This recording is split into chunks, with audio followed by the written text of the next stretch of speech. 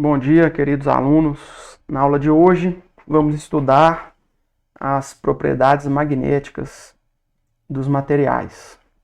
Antes que a gente parta para os diferentes tipos de material, a gente precisa entender o que acontece no nível atômico, porque é isso que vai determinar o comportamento de um dado material. Então, do ponto de vista magnético, um átomo ele pode ser uma fonte de campo magnético. Um átomo pode produzir campo magnético por dois efeitos. Um é o efeito orbital e o outro é o efeito de spin do elétron. Vamos analisar primeiro a fonte orbital, né? Devido à órbita do elétron. Então vocês já estudaram que uma espira, quando percorrida por uma corrente I, ela vai produzir um campo magnético, né? E o campo magnético dessa espira, em termos das linhas de indução, são parecidas com as linhas de campo de um pequeno ímã em barra, né? Então, se você tiver uma espira muito pequenininha aqui, percorrida por uma corrente I, você pode imaginar que, em termos de campo magnético, é como se essa espira fosse um pequeno ímã em barra. E quando você analisa a órbita de um elétron no átomo, acontece uma coisa muito interessante, né? Então, aqui a gente tem um núcleo no meio. Vamos imaginar aqui um elétron fazendo essa órbita. Aqui eu representei o elétron indo para a esquerda e a gente sabe, né, que o elétron é negativo. Se você quiser pensar em corrente convencional, você tem que imaginar cargas positivas no sentido oposto. Então, por isso que eu desenhei a corrente aqui no sentido oposto. Então, o elétron, descrevendo uma órbita, pode ser interpretado como uma espira percorrida por uma corrente elétrica. Então, também vai produzir um campo magnético, que também pode ser interpretado como se fosse um pequeno ímã, né? Então, veja bem, existe aí, devido à órbita do elétron, isso acaba sendo uma fonte de campo magnético, e um campo magnético que será muito parecido com o campo de um pequeno ímã. Então, a órbita de um elétron pode ser interpretada como como se esse átomo fosse um pequeno ímãzinho produzindo um campo ali nessa região. E essa propriedade, né, magnética do elétron criar um campo magnético devido à sua órbita, quando isso acontece, a gente diz que esse átomo possui um momento de dipolo magnético. Então, o momento de dipolo magnético é uma propriedade que vai produzir um campo magnético parecido com o campo de um pequeno ímã. O outro efeito, a outra fonte, né, de campo magnético que existe dentro de um átomo, tem a ver com o spin de um elétron. O que é o spin do elétron? Do ponto de vista da mecânica quântica, o spin de um elétron é uma propriedade magnética intrínseca do elétron. Assim como o elétron tem a sua massa, com seu valor de massa, e a sua carga elétrica, né, com seu respectivo valor, o elétron passa a ter também uma outra propriedade chamada spin, que é uma propriedade magnética. O simples fato do elétron ter essa propriedade intrínseca faz com que o elétron, por si só, seja uma fonte de campo magnético. Esse nome spin vem de uma analogia clássica, né? Se você quiser imaginar classicamente, a analogia seria imaginar o elétron como uma esfera girando em torno do próprio eixo. Se você imaginar uma carga elétrica, né? Uma distribuição de carga elétrica esférica girando em torno do próprio eixo, isso também vai produzir, essa analogia clássica vai produzir um campo magnético muito parecido com o campo de um ímã em barra. Então essa seria a analogia. Embora essa analogia ela não é muito boa, porque isso coloca uma dimensão para o tamanho do elétron, né? E o elétron é uma carga pontual, e também a velocidade que o elétron deveria ter de rotação, o valor teria que ser acima da velocidade da luz, o que é proibido pela relatividade, né? Então essa é apenas uma analogia que não pode ser levada muito a sério. O mais correto é pensar que o elétron tem, pelo simples fato dele ser um elétron, ele tem uma propriedade intrínseca chamada spin e que, portanto, ele é uma fonte de campo magnético. Bom, e num átomo como um todo? Porque o átomo não é um elétron isolado e também não necessariamente ele vai ser um único elétron fazendo um movimento clássico aqui, né? Então, o que vai determinar o comportamento do material é o comportamento do átomo ou da molécula, né, que forma aquele material. Então a gente tem que olhar globalmente para o átomo. Então vamos com calma. Vou falar algumas coisas importantes de mecânica quântica aqui em relação aos átomos que serão importantes. Então, em um átomo, cada elétron ele possui um orbital espacial. São aqueles orbitais da química que vocês estudam, orbital S, orbital P, né, Px, Py, Pz, orbital D. Então, cada elétron num átomo ou numa molécula vai ocupar um orbital espacial e cada elétron vai ter um estado de spin, que a gente chama de up ou down, para cima ou para baixo. Então, essa propriedade intrínseca do elétron, que é o spin, esse spin ele pode estar no estado para cima ou no estado para baixo. Isso vai determinar se o campo magnético está para cima, que produzido vai estar para cima ou para baixo, né? Então é isso. Cada orbital espacial, segundo a mecânica quântica, pode ser ocupado por no máximo 2 elétrons. Vocês lembram lá na química que você vai preenchendo os orbitais sempre 2 a 2, né? Pode ser que um elétron esteja sozinho no orbital, mas no máximo 2 em cada orbital.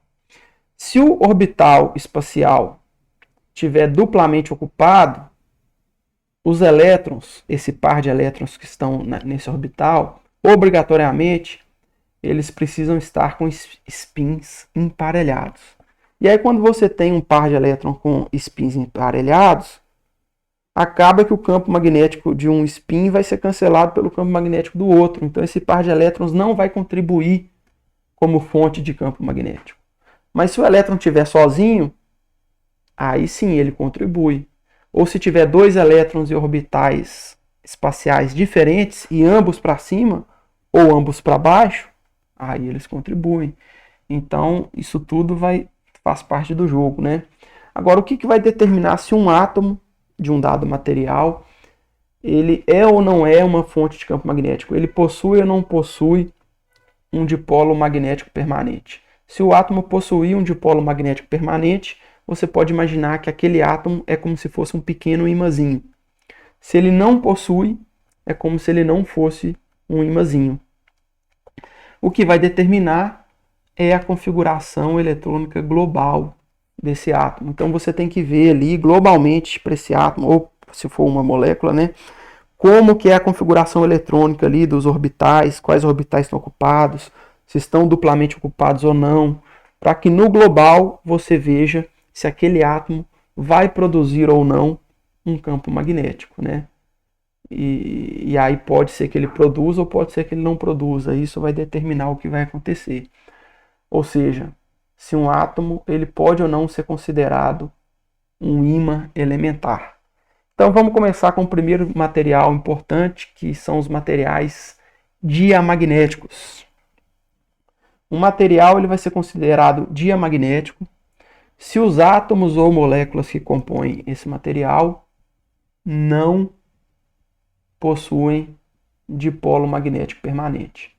Então, se a configuração eletrônica for de tal forma que um átomo ele não é um ímã, não pode ser considerado um pequeno ímã, né? Não possui dipolo magnético permanente, então esse material ele vai ser classificado como diamagnético. Sob a ação de um campo magnético, aí acontece uma coisa muito esquisita, né? Mas que na verdade não é esquisita.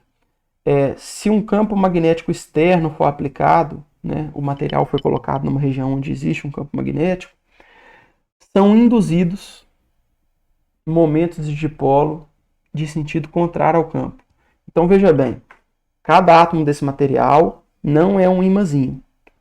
Mas se esse material foi colocado numa região onde existe um campo magnético, esses átomos vão ser induzidos a criar cada átomo vai ser induzido a criar um dipolo magnético, só que em sentido contrário ao campo. Então esse dipolo ele não existe previamente no átomo, mas se um campo magnético externo for aplicado ali, o átomo vai dar uma rebolada e vai criar um dipolo induzido no sentido contrário ao campo.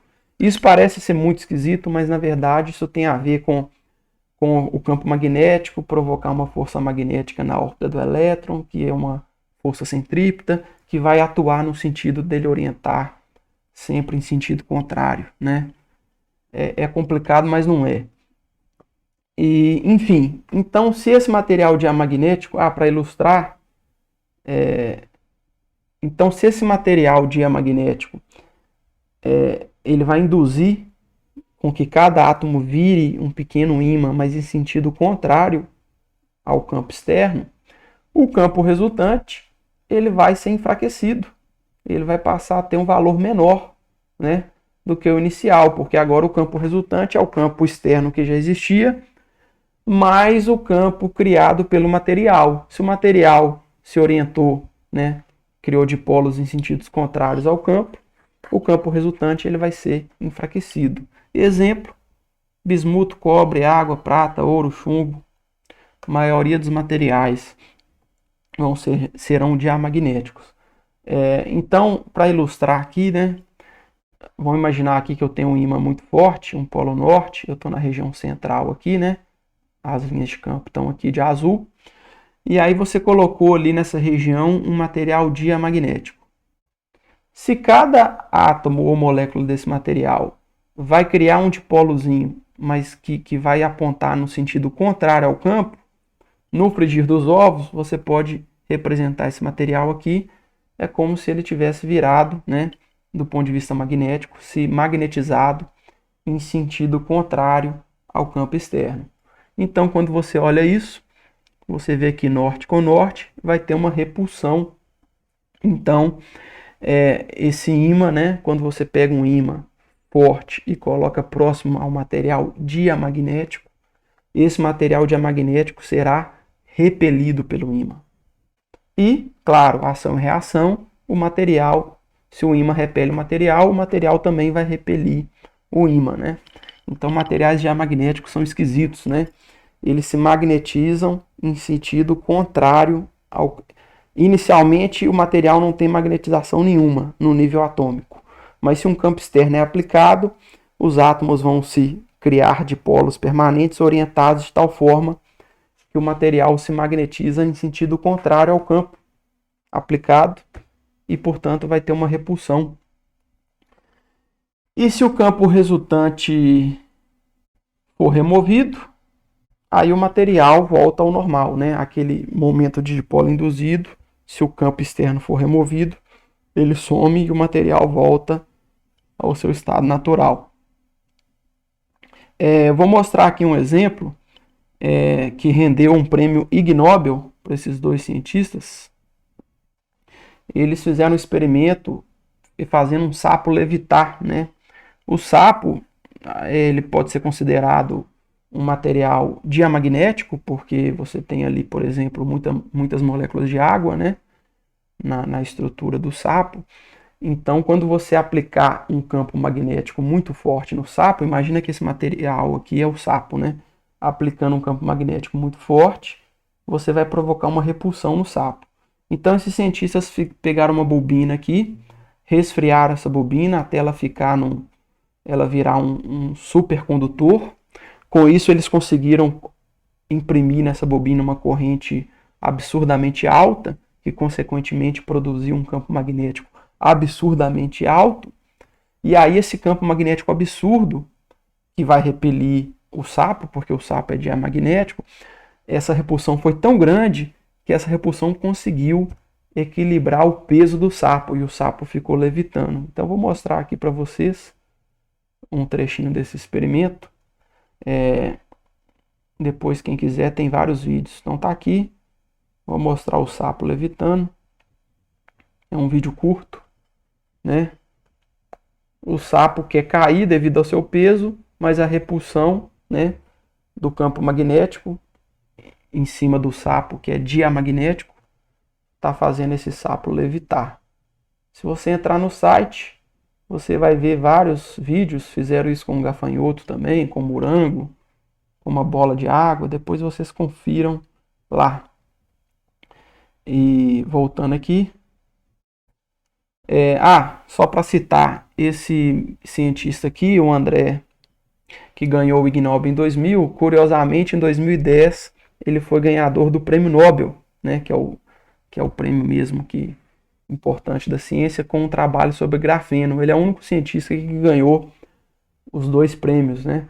Fica parecendo que é uma coisa assim imbecil, né, porque ele ganhou o Prêmio Nobel, mas na verdade esses experimentos foram uma grande sacada de divulgação científica, né? Porque a partir desse experimento, que aparentemente é usar uma ciência da pesada para fazer algo idiota, na verdade fez muita gente ouvir falar pela primeira vez o que é um supercondutor, o que é um material diamagnético e por aí vai. Então a ideia foi essa. Agora vamos para o material paramagnético. Tá? Diferentemente do diamagnético, no paramagnético, os átomos e moléculas desse material possuem um momento de dipolo permanente.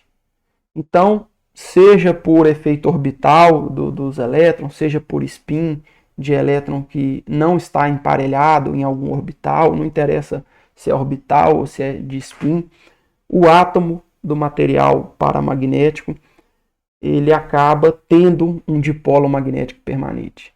Então você pode considerar que cada átomo ou molécula desse material é como se fosse um pequeno ímãzinho, né?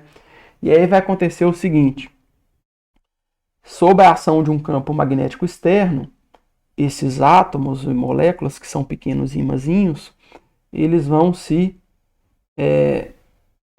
alinhar, né? Eles vão alinhar os seus ímãs de modo a reforçar o campo.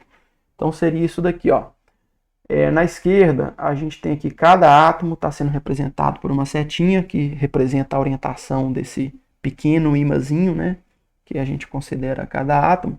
Só que essa distribuição aqui, as direções, elas estão aleatórias. Por quê?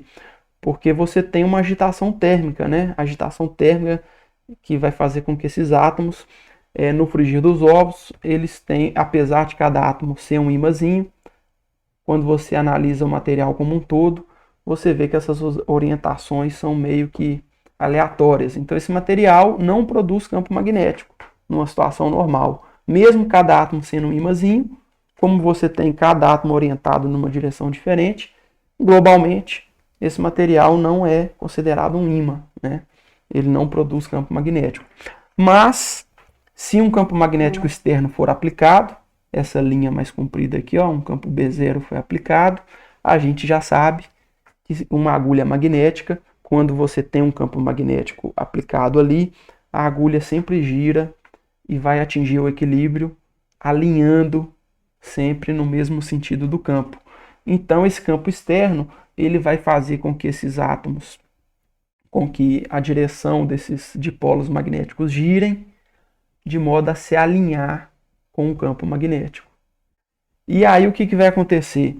Agora o campo magnético resultante aqui nessa região, ele foi amplificado. Por quê? Porque além do campo externo que já existia, você passa a ter agora um material que se magnetizou e também vai criar um campo magnético ali no mesmo sentido do campo aplicado. Então o campo resultante, que vai ser a soma dos dois, vai se reforçar, vai ficar maior. Então o campo resultante vai ter um valor um pouco maior do que o inicial. E aí o que vai acontecer? Se o campo externo for removido, devido à agitação térmica, o material perde a sua magnetização e volta a ser como antes. Então se esse campo por algum motivo for removido, a própria agitação térmica do material ali vai acabar levando o material de volta ao seu estado natural e esse material perde a magnetização. Então o material paramagnético, ele vira um ímã só enquanto você tem um campo externo aplicado nele.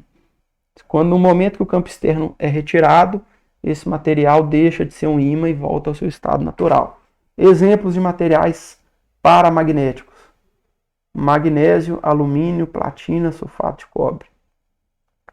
Agora vamos para um material Deixa eu ilustrar aqui o que acontece então com o paramagnético. Imagina aqui que você chegou um polo norte aqui, um ímã muito forte, né? Criou esse campo externo, e que aqui, de preto aqui, a gente tem um material paramagnético. O que vai acontecer?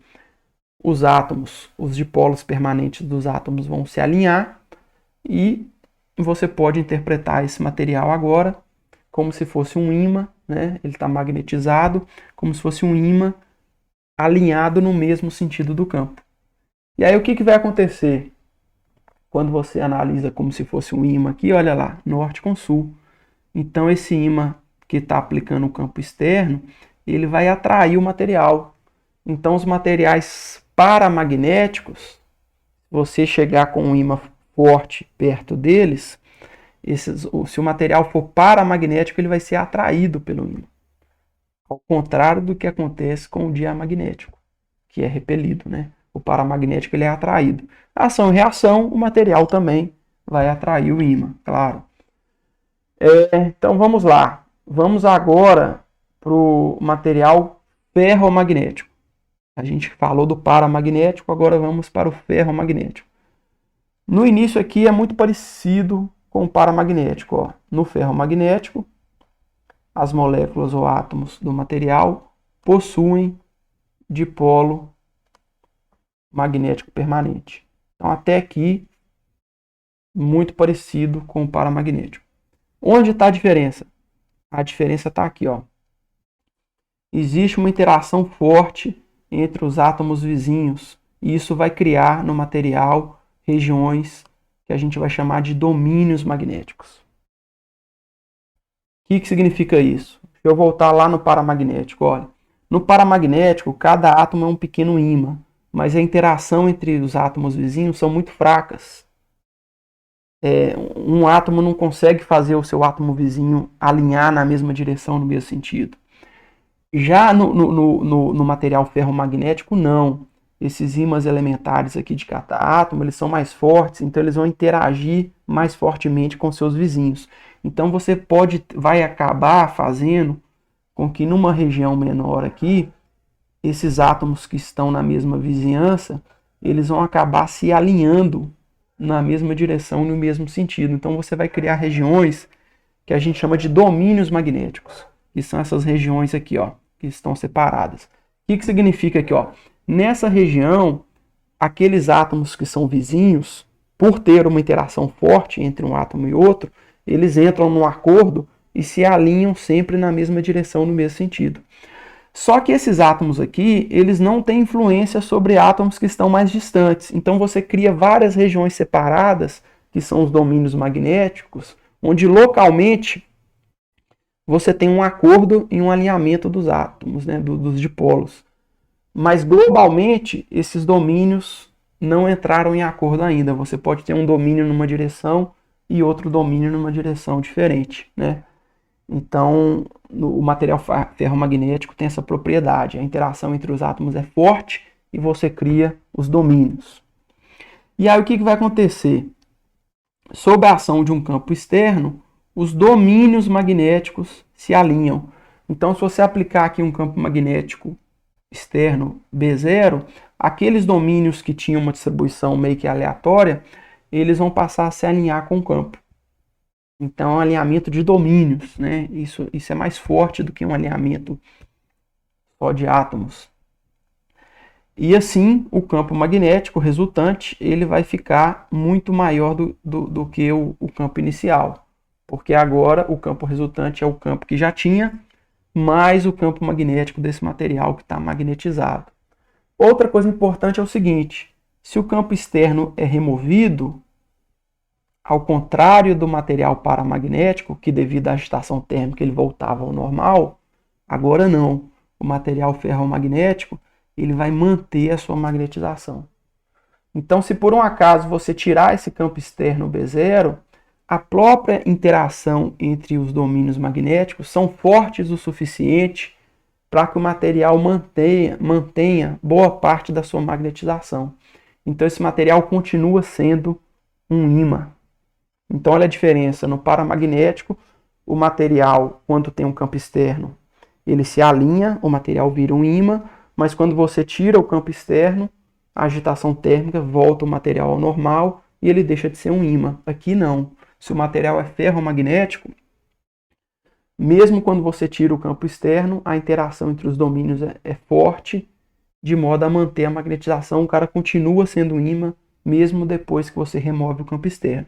É claro que se você esquentar, aquecer esse material, ou der golpes mecânicos nesse material, ele vai acabar perdendo a sua magnetização.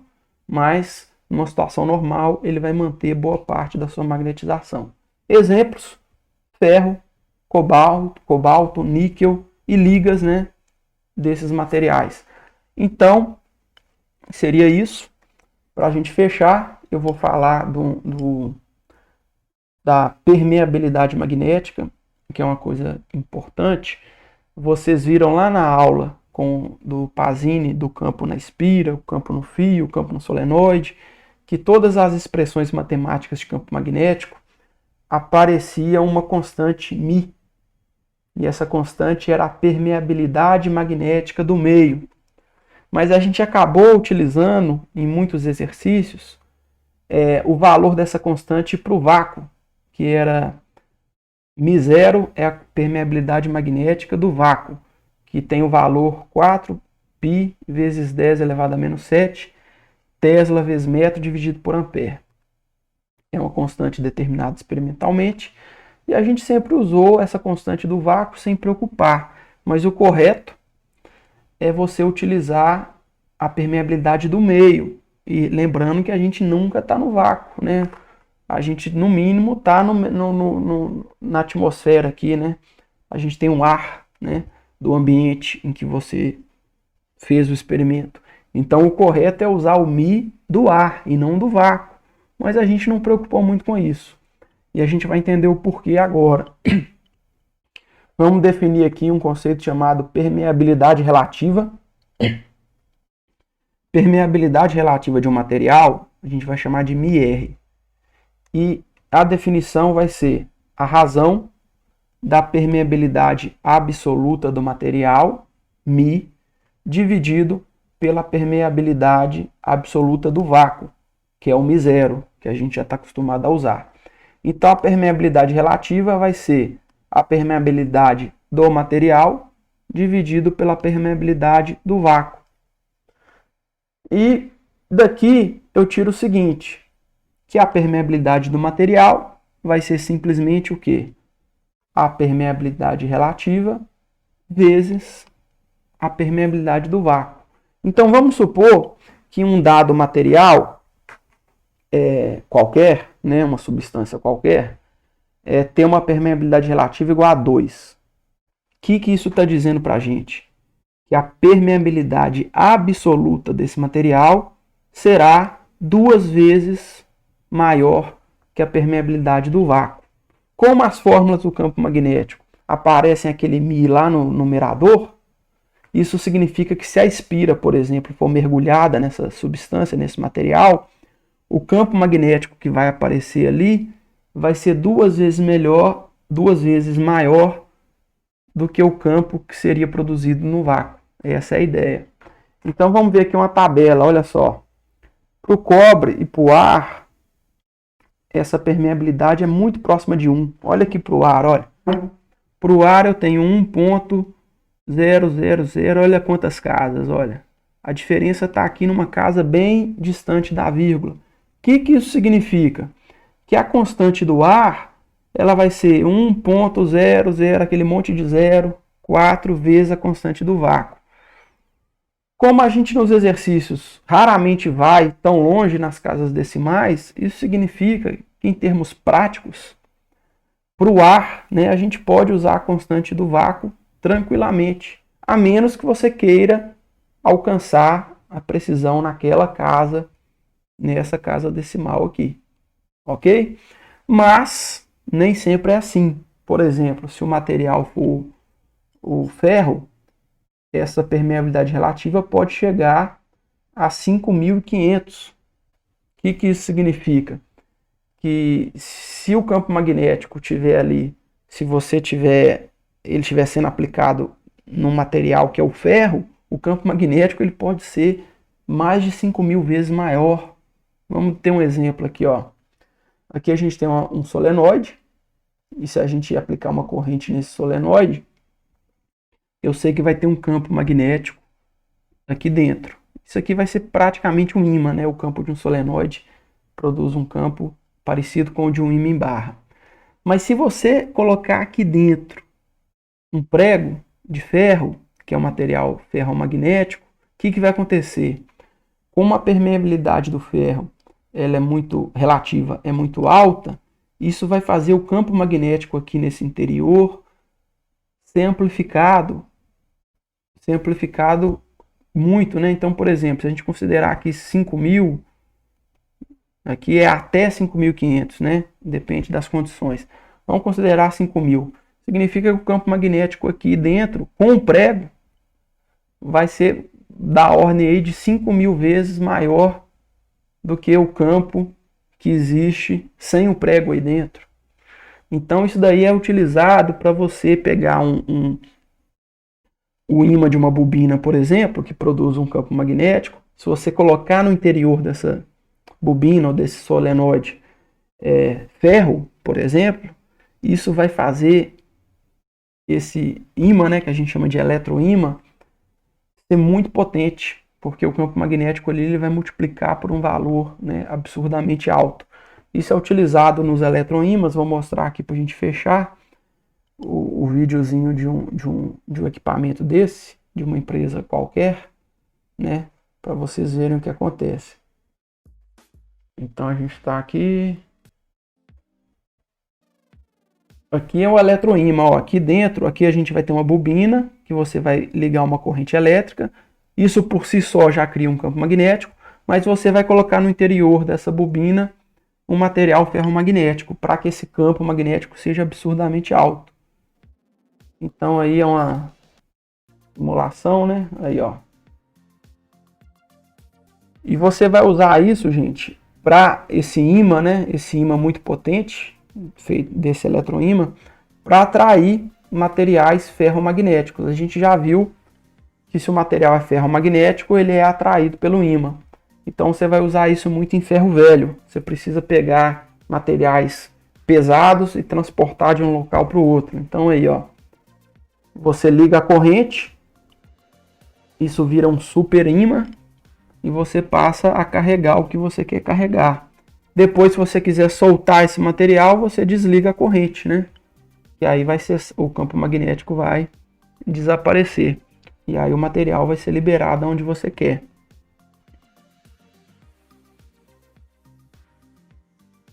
Então tá aí, depois vocês podem ver mais o vídeo, né?